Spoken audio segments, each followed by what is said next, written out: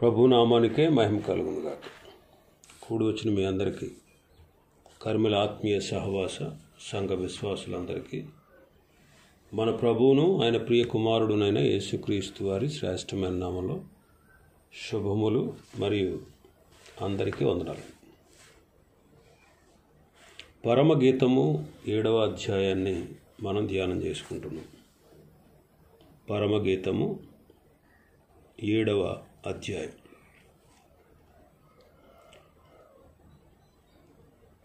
ఆరో వచనాన్ని చదువుతాను. నా ప్రియురాల,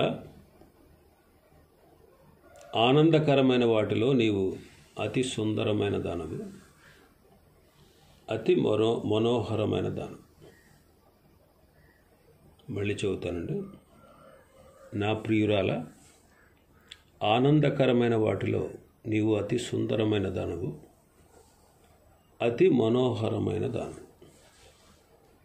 ఈ వచనమునందు ప్రియుడైన యేసుక్రీస్తు ప్రభువారు సంఘమును ప్రశంసిస్తున్నారు. అతి సుందరమైన దానవు, అతి మనోహరమైన దానవు అని ప్రియురాలని గూర్చి పలుకుతాను. అతి సుందరము అనేది పై అలంకారాన్ని చూపిస్తూ ఉంది. అతి మనోహరము అనేది అంతరంగ సౌందర్యాన్ని చూపించేది. అతి మనోహరము అంటే మనస్సునకు హారము వంటిది అని అర్థం. దేవుడు కలగజేసిన సృష్టిలోని పక్షులు, జంతువులు, చేపలు, పువ్వులు ఇవన్నీ కూడా ఆనందకరమైనవి. ఆనందకరమైన వాటిలో ప్రియునికి అతి సుందరమైనది, అతి మనోహరమైనది ఉన్నాయి. ఆకాశములో తన మహిమను చూపు జ్యోతులను ప్రభు చేశారు. భూమిపైనటువంటి సృష్టి అంతటిలో తన జీవము, తన గుణగణాలు ఇవన్నీ ఉన్నాయి. ఆయన తన స్వరూపంలో, తన పోలికలో ఆదాము అవ్వలను కలుగజేశాడు. అలా కలుగజేసిన తర్వాత మంచిది మంచిది మంచిది అంటూ చివరికి మిక్కిలి మంచిది అని ఆనందించారు. దేవుడు కలుగజేసిన ప్రతిదీ ఆనందకరమైనదే. ఈ ఆనందకరమైన దానిలో దేవుడు తన పోలిక చొప్పున ఆదామును కలుగజేశాడు. ఆదామే సృష్టి అంతటిలో అతి సుందరుడు. అతి సుందరుడైనటువంటి ఆదాము అను వరుణు నుండి హవ్వ అనే వధువును తీశాడు. ఈ వధువైన హవ్వే అతి మనోహరము. ఎందుకంటే వారు ఇద్దరు కాదు, కానీ ఒక్కరే. ఆ ఒక్కరే అనేటువంటి ఏకత్వం అతి మనోహరం. దేవుడు కలగజేసిన సమస్తము కంటే ఆదాము అవ్వలే అతి సుందరమైనటువంటి వారు. అయితే వాళ్ళు ఆ సుందరమైనటువంటి అతి మనోహరమైనటువంటి స్థితిని పోగొట్టుకున్నందున మొదటి ఆదామును పోలిన రెండవ అంటే కడపటి ఆదామైనటువంటి క్రీస్తు వచ్చి ఆదాము నుండి ఏ రీతిగా హవ్వను తీసి ఆదామునకు హారముగా చేశాడు, అలాగే కడపటి ఆదామైన క్రీస్తు ప్రభువు నుండి క్రైస్తవ సంఘాన్ని తీసి వధువు రూపమునకు మార్చి వరుడైన క్రీస్తు ప్రభు యొక్క మనస్సుకు హారముగా వేశాడు. అందువలననే ఇహమందు పరమందు వరుడైన క్రీస్తు ప్రభువే అతి సుందరుడు. ఈ అతి సుందరుడైనటువంటి యేసుక్రీస్తు నుంచి వచ్చినటువంటి సంఘమే అతి సుందరమైనది. అతి సుందరుడైనటువంటి క్రీస్తు ప్రభువుతో రేపు మధ్యాకాశమందు ఏకము కానయున్నది కనుక అతి మనోహరమైనది. అందుకే ఆనందకరమైన వాటిలో, అంటే ఆనందాన్ని కలగజేసే వాటన్నిటిలో నీవు మాత్రమే అతి సుందరమైన దానవు, నీవు మాత్రమే అతి మనోహరమైన దానవు. అబ్రహాము తన కుమారుని పెండ్లి చేయుటకు తన ఇంటి పెద్ద దాసుడైనటువంటి ఎలియాజరు ద్వారా ఈ కార్యము సంపూర్ణంగా చేశారు. ఇస్సాకు పెండ్లి మన ప్రభువైన క్రీస్తు వారి పెండ్లికి ముగుర్తుగా ఉంది. ఈ పెండ్లి ఆనందకరమైన వాటన్నిటిలో అతి సుందరము, అతి మనోహరమై ఉన్నది. దేవాతి దేవుడు తన ఏకైక కుమారుణ్ణి సర్వలోక రక్షణ కొరకు బలి ఇచ్చినట్టు అబ్రహాము తన కుమారుని దేవునికి బలిచ్చినట్టు దేవుడు తన ఏక కుమారుణ్ణి సర్వలోక రక్షణ కొరకు బలిచ్చారు. బలి అయిన ఇస్సాకు పెండ్లి కుమారుడైనట్టు బలి అయిన క్రీస్తు ప్రభువే పెండ్లి కుమారుడు.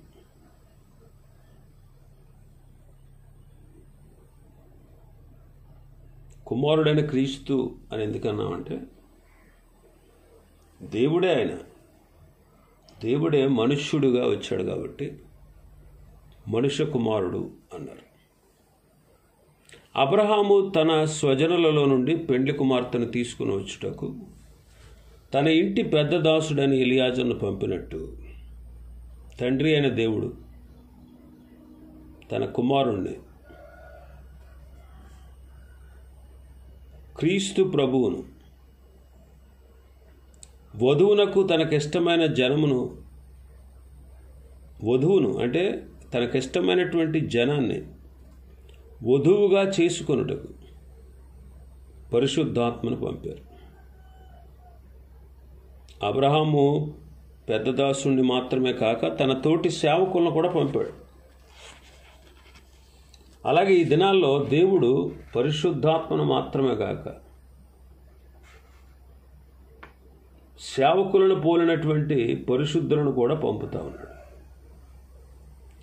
ఎలియాజరు ప్రార్థించి రెబెకాను కనుగొన్నట్టు పరిశుద్ధాత్ముడు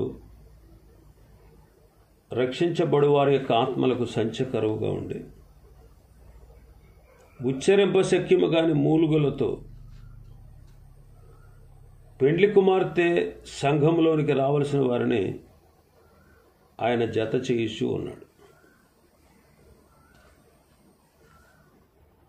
ఎలియాజరుకు సేవకులకు ఒంటెలకు నీళ్లు పోసిన రెబెకాకు నగలిచ్చినట్టు ఇప్పుడు పరిశుద్ధాత్ముడు ప్రభు కొరకు సేవ చేసే సేవకులకు వరములు ఇస్తా ఉన్నాడు.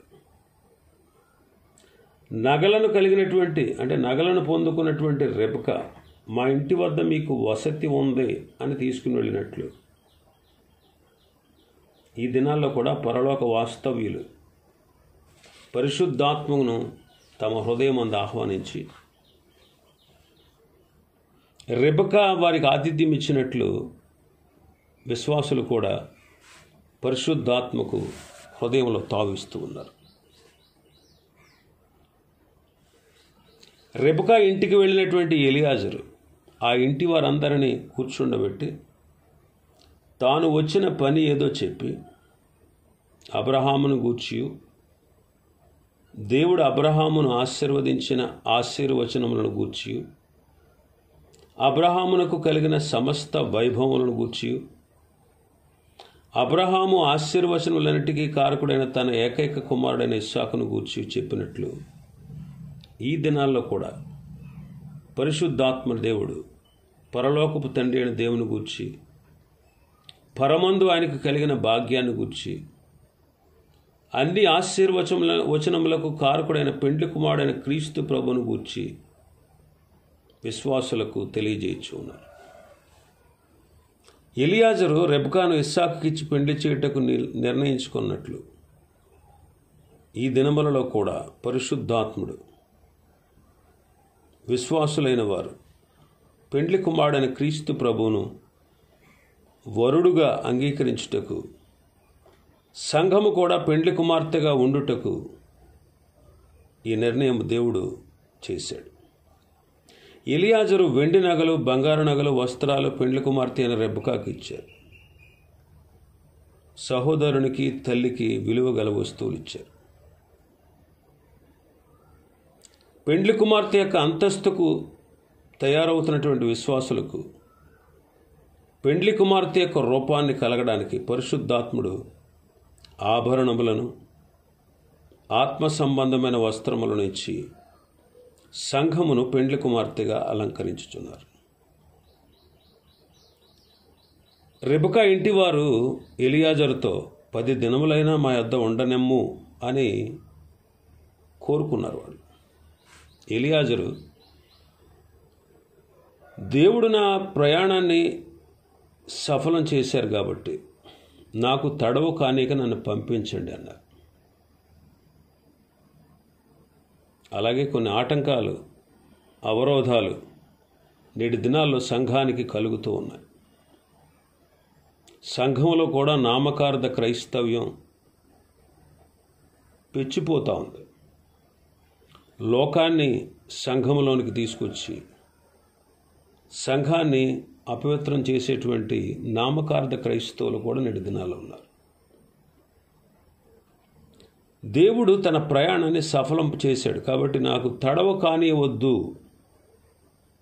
అని ఎలియాజరు చెప్తున్నాడు. పెండ్లి కుమార్తె అయిన రెబెకా ఇష్టాన్ని అడిగితే ఆమె సిద్ధమే అని పలికింది. చాటునకు వెళ్ళలేదు, సిగ్గుపడలేదు. అలాగే ఆయన రాకడ కొరకు సిద్ధపడేవారు కూడా ప్రభు అన్ని విషయంలో సిద్ధముగా ఉండి ఎలాగ తన సంఘాన్ని తీసుకొని పోబోతున్నారో ఆ సంఘములో, ఆ వధువు సంఘములో చేర్చబడేటువంటి మనం కూడా నిత్యము సిద్ధముగా ఉండాలి.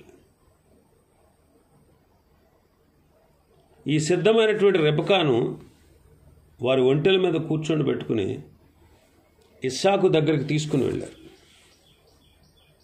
అలాగే పరిశుద్ధాత్ముడు, పరలోక దూతలు పెండ్లి కుమార్తె సంఘమైన వధువును మేఘముల మీద పెండ్లి కుమారుడు వద్దకు తీసుకుని వెళ్తారు. పెండ్లి కుమారుడు అయినటువంటి ఇస్సాకు పొలములో పెండ్లి కుమార్తెను ఎదుర్కొన్నట్లు పెండ్లి కుమారుడైన క్రీస్తు ప్రభువు కూడా పెండ్లి కుమార్తె అయిన సంఘాన్ని గౌరవించి ఎదుర్కొనుటకు మధ్యాకాశంలోనికి వస్తారు.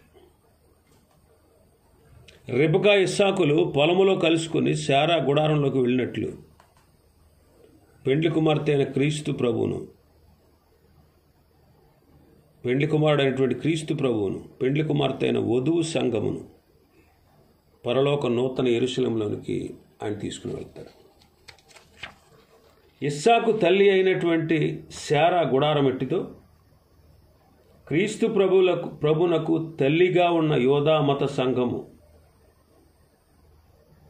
ఆ సంఘము ఉన్నటువంటి స్థలమైన యెరూషలేము కూడా అలాంటిదే. ఇప్పుడు అబ్రహాము ఇంట్లో ఉన్న వాటన్నిటిలో వారందరిలో ఇస్సాకే అతి సుందరుడు. ఈ అతి సుందరుడైనటువంటి ఇస్సాకుకు పెండ్లి చేసిన వధువైన రెబెకాయే అతి సుందరమైనది. అతి సుందరమైనది మాత్రమే కాదు, ఆమె అతి మనోహరమైనది. ఎందుకంటే అబ్రహాము ఇంట ఎందరో ఉన్నారు, ఎన్నో వసతులు ఉన్నాయి, అన్ని భోగభాగ్యాలు ఉన్నాయి. కానీ ఎన్ని ఉన్నా, ఎందరున్నా తల్లి అయిన శారాను గూర్చిన దుఃఖ నివారణ ఇస్సాకు పొందలేదు. రెబెకా ఇస్సాకునకు భార్యగా చేయబడినప్పుడు దుఃఖ నివారణ పొంది రెబెకాను ప్రేమించాడు. అందువలన ఇస్సాకుకు రెబెకా అతి మనోహరమైనది అయ్యింది. అట్లే క్రీస్తు ప్రభునకు సంఘము ఆయనతో ఏకమగుట వలన తాను పడిన ప్రయాస అంతా కూడా, ప్రయాస వల్ల ఆయనకు కలిగిన వేదన అంతా కూడా నివారణ అవ్వడం, ఈ లోకంలో నుండి క్రీస్తు ప్రభులోనికి వెళ్ళిన పెండ్లి కుమార్తెయే ఆ వేదన నివారణకు కారణమైంది గనుక క్రీస్తు ప్రభునకు పెండ్లి కుమార్తె అయిన సంఘము అతి సుందరము, అతి మనోహర్. ఆ తర్వాత 7వ వచనాన్ని మనం చూస్తే, నీవు తాళ వృక్షమంత తిన్నని దానవు, నీ కుచుములు గెలల వలె ఉన్నవి అంటాడు. 1000 ఏండ్ల పరిపాలన కాలంలో ప్రపంచ ప్రజలు ఇశ్రాయేలీల యొక్క సౌందర్యాన్ని పాదముల నుండి శిరస్సు వరకు పొగిడి కీర్తిస్తారు. ప్రభువైన యేసుక్రీస్తు వారు కూడా ఇశ్రాయేలీలను వారి సౌందర్యాన్ని మెచ్చుకుంటున్నాడు. వారి పాదముల నుండి తల వరకు సౌందర్యములో లోపము లేని వారని ప్రభు వారిని కనపరిచాడు. ఈ విషయాన్ని 7వ అధ్యాయం మొదటి 5 వచనాల్లో ధ్యానించాం. ఈ వచనంలో ఇశ్రాయేలీలు తిన్నగా ఉన్నారని, వారిలో వంకరతనము లేదని ప్రభువు గనపరుస్తూ ఉన్నాడు. తాళ వృక్షం, ఖర్జూర వృక్షం, అలాగే మన దేశంలో ఉన్నటువంటి కొబ్బరి చెట్టు, తాటి చెట్టు, ఇవన్నీ కూడా తిన్నగా ఎదుగుతాయి. ఇవి ఎలాగైతే తిన్నగా ఎదుగుతాయో దేవుని ప్రజలు కూడా ఏ వంకరతనము లేకుండా ఎదుగుతున్నారు అని దేవుడు వారిని కనపరుస్తున్నాడు. మనలో వంకరతనం ఉంటే దేవుడు సంతోషించడు. అందువలన దేవుని ప్రజలు వారిలో వంకరతనము లేకుండా పరిశుద్ధంగా, పవిత్రంగా, యథార్థంగా ఉండాలని దేవుడు కోరుతూ ఉన్నాడు. వంకరతనము అంటే పాపాన్ని ప్రేమించే జీవితం. ఇది నష్టాన్ని కలగజేస్తుందని దేవుడు తెలియజేస్తున్నాడు. కొన్ని వాక్యాలు మనం చూద్దాం. 125వ కీర్తన 5వ వచనం, తమ వంకర త్రోవలకు తొలగిపోవారని పాపము చేయువారితో కూడా యెహోవా కొనిపోవును. కొన్ని త్రోవలు యథార్థంగా ఉండవు.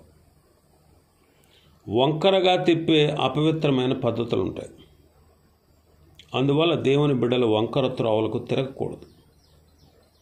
అక్రమమైన జీవితాలకు పాల్పడకూడదు. అక్రమ జీవితాలకి అలవాటు పడితే అకాల మరణం వస్తుంది అని దేవుడు హెచ్చరిస్తున్నాడు. అందువల్ల ప్రభు బిడ్డలు యథార్థంగా, పవిత్రంగా, వంకర జీవితం లేకుండా జీవించాలి. సామెతల గ్రంథం 2వ అధ్యాయం 15వ వచనం, వారు నడుచుకొని త్రోవలు వంకరవి, వారు కుటిల వర్తనులు. ఈ అధ్యాయంలో దుష్టులను గురించి మన ప్రభు సెలవిస్తున్నారు. వారు కీడు చేసేవారని, మూర్ఖముగా ప్రవర్తిస్తారని, వంకర త్రోవల్లో నడుస్తారని దేవుడు సెలవిస్తున్నాడు. వంకర అపవిత్ర జీవితాన్ని కప్పిపుచ్చుకోవడానికి ప్రయత్నిస్తారని దేవుడు వారి గురించి తెలియజేస్తున్నాడు. కాబట్టి వంకర త్రోవలు విడిచి నిత్య జీవానికి వెళ్ళే మార్గాన్ని కోరుకోవాలని దేవుడు తెలియజేస్తాడు. ప్రసంగి గ్రంథం 7వ అధ్యాయం 13వ వచనం, దేవుని క్రియలను ధ్యానించుము, ఆయన వంకరగా చేసిన దానిని ఎవడు చక్కబరుచును అంటాడు. ఈ వచనంలో ప్రసంగి తన వ్యర్థమైన లేక వంకరైన ప్రమాణాలను గురించి సెలవిస్తున్నాడు. ఈయన మహారాజు సొలొమోను ఐశ్వర్యము చేత, ఘనత చేత ఆశీర్వదించబడ్డాడు. కానీ తన మనస్సు కోరినటువంటి చెడు కోరికల ప్రకారం జీవించి వంకర త్రోవలో ప్రవేశించాడు. అనేకమైన చెడు కార్యాలు చేశాడు. ఈ ప్రసంగి గ్రంథం అంతా చదివితే చివరిగా తన వంకర పాప క్రియలను బట్టి పశ్చాత్తాపడ్డాడు. ఇలాంటి చెడు జీవితం మంచిది కాదని రాజైన సొలొమోను తెలియజేస్తున్నాడు. అంటే తాను వంకరగా చేసిన దాన్ని ఎవడు చక్కపరుచును అని ఉంది ఇక్కడ. అంటే దీని అర్థం ఏంటంటే ఆయన వంకరగా చేసాడని కాదు. తన ఆత్మీయ భావాన్ని, మూలవాక్యాన్ని మనం ధ్యానం చేస్తే చూడండి, దాన్ని మనం అర్థం చేసుకోగలిగితే ఐగుప్తు దేశపు రాజు హేరోదు క్షమించాలి, ఫరో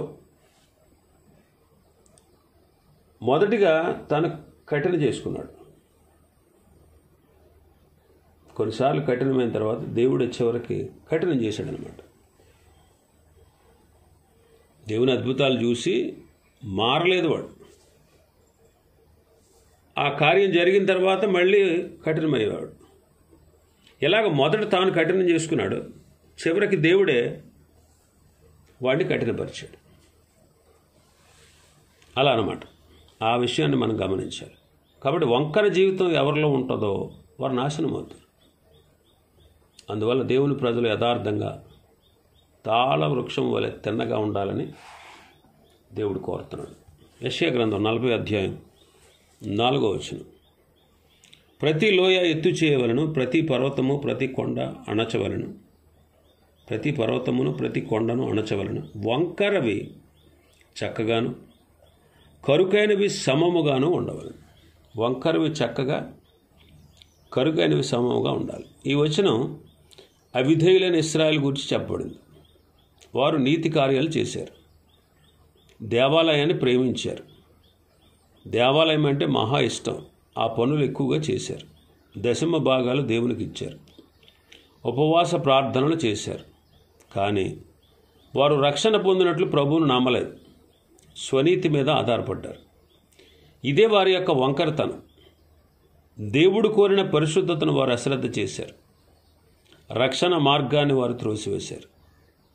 అది వారి వంకరతనం. కానీ 1000 ఏండ్ల పరిపాలన కాలంలో ఇశ్రాయేలులో ఏ వంకరతనము ఉండదు. కారణం ఏంటంటే వారు తమ వంకరతనాన్ని తీసివేసే ప్రభువును నమ్ముతారు. పాపపు వంకరతనం ప్రభు రక్తము ద్వారా కడగబడాలి. అంతేగాని పాపపు వంకరతనం మనం చేసే నీతి క్రియల ద్వారా పోయేది కాదు. క్రీస్తు ప్రభు ద్వారా, ఆయన శిలువ రక్తము ద్వారా వంకర మార్గాలు తిన్నవి అవ్వాలి. అంతేగాని క్రైస్తవ కుటుంబంలో పుట్టినంత మాత్రాన వంకరతనం పోదు. స్వనీతి క్రియల చేత వంకరతనం పోదు. మన స్వనీతి మనల్ని పరలోకానికి చేర్చదు. క్రీస్తు ప్రభు ద్వారా సరిచేసుకొని పాపపు వంకరతనాన్ని తీసేసుకోవడం ఆశీర్వాదకరం. యెషయా గ్రంథం 45వ అధ్యాయం 2వ వచనం. నేను నీకు ముందుగా పోవచ్చు, మెట్టగానున్న స్థలములను సరళం చేసేదను. మెట్టగా ఉన్న స్థలాలను సరళం చేస్తాను. ఇక్కడ కూడా మెట్టగా ఉన్న స్థలాలు కనిపిస్తున్నాయి. వీటిని వంకర స్థలాలని మరొక తర్జుమాలో మనం తెలుసుకుంటున్నాం. మనలో ఉన్న వంకరతనం పోవాలంటే మనకు ముందుగా ప్రభు ఉండాలి. మన జీవితాలలో ప్రథమ స్థానం ఆయనకి ఇవ్వాలి. పండుగ సమయంలో ప్రభు 12 ఏండ్ల వాడుగా ఉన్నాడు. యోసేపు మరియలు ఆయనను విడిచి ముందుగా వెళ్ళిపోయారు. మరలా దుఃఖముతో ఆయన వెతికారు. ప్రభువునకు కేంద్ర స్థానం ఇవ్వని ప్రయాణం దుఃఖాన్ని కలగజేస్తుంది. అందువల్ల మన జీవితాల్లో ప్రభువునకు ప్రథమ స్థానం ఇవ్వాలి. యెషయా గ్రంథం 59వ అధ్యాయం 8వ వచనం.